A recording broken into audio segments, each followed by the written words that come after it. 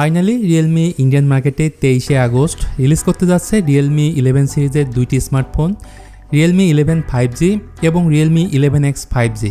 যারা এখনও Realme 11X 5G ফোনের ফুল রিভিউ দেখেননি তারা আই বাটনে ক্লিক করে দেখে নেবেন। আজকে বলবো রিয়েলমি 11 5G ফোনকে নিয়ে। এই ফোনের দুটি বিষয়কে হাইলাইট করা হয়েছে, একটা হলো বিশাল আকৃতির ক্যামেরা বাম্প, অন্যটি হলো মিনি ক্যাপসুল। এছাড়া ভালো লাগার মতো বেশ কিছু ফিচার্সও থাকছে যা আজকের ভিডিওতে জানতে পারবেন। আশা করি পুরো ভিডিও জুড়ে আমার সাথেই থাকবেন। চলুন প্রথমে ডিজাইন দিয়ে শুরু করি। তো গ্লোরি হ্যালো ডিজাইনের সাথে এতে ব্যবহার করা হয়েছে পলিকার্বনেট প্লাস্টিক বডি।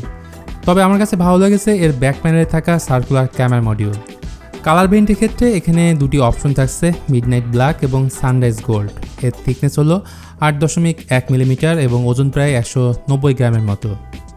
সত্যি বলতে এই ফোনের যে ফিনিশিং, এর যে টেক্সচার প্রিমিয়াম ফোনের মতোই মনে হবে।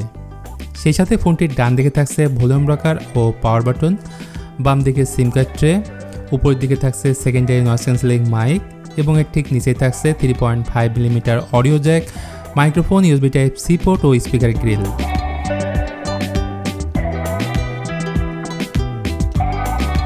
যাই হোক, ডিসপ্লে নিয়ে বললে এতে থাকছে 6.72 ইঞ্চির FHD plus IPS LCD panel, যার রেজুলেশন 1080x2400 পিক্সেল।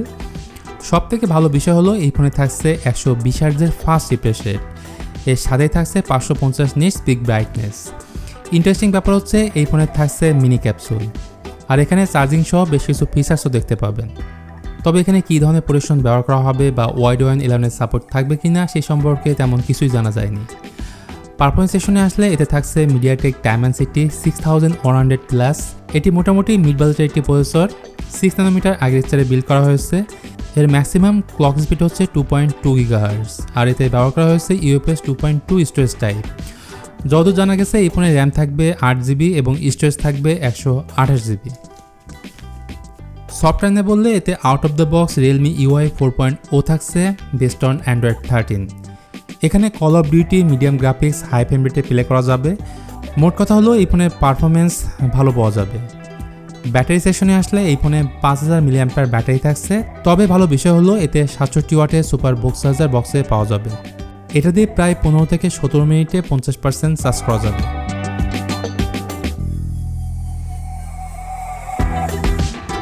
বাকি থাকছে তাহলে ক্যামেরা।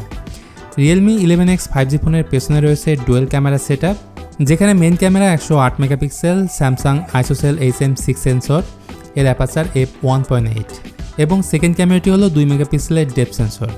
আর ফ্রন্ট ক্যামেরা হিসেবে থাকছে 16 মেগাপিক্সেলের সেলফি ক্যামেরা। তবে এখানে আলট্রা ওয়াইড অ্যাঙ্গেল লেন্স থাকাটা জরুরি ছিল। তো মধ্যবিত্তের সাধ্যের মধ্যে যদি ব্যালেন্স একটি ফোনের কথা চিন্তা করেন তাহলে রিয়েলমি 11 5G ফোনটি নিতে পারেন। অবশ্যই ডিজাইন ভালো হবে, পারফরমেন্স ভালো হবে, ইভেন ক্যামেরা কোয়ালিটি অবশ্যই ভালো হবে। যাই হোক, আজকের ভিডিওটি এখানে শেষ করতে হচ্ছে। রিয়েলমি 11 5G ফোন নিয়ে আপনাদের কোনো অপিনিয়ন থাকলে জানাতে পারেন কমেন্ট করে। আর ভিডিওটি ভালো লাগলে please hit the like button, share করতে পারেন বন্ধুদের সাথে। আজকের মতো এখানে আমি বিদায় নিচ্ছি, দেখা হবে পরের ভিডিওতে।